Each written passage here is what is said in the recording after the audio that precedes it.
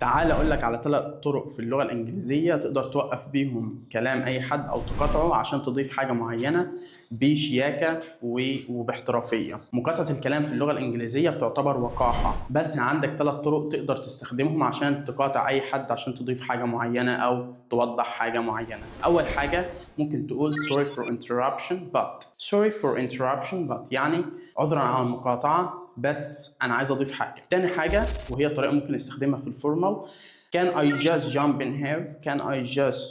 in here يعني بمعنى أصح ممكن أوضح حاجة معينة من فضلك. تالت طريقة معانا وهي before you move on I'd like to add يعني قبل ما أنت تكمل بس عايز أضيف حاجة بسيطة. طب لو أنت عايزه يكمل كلامه ممكن تقول له sorry it's back to you أو go ahead. يا ترى قطعت حد وهو بيتكلم انجلش قبل كده؟ قول لي في الكومنتس وقول لي ايه افضل واحده فيهم ممكن تستخدمها في المحادثات بتاعتك الجايه.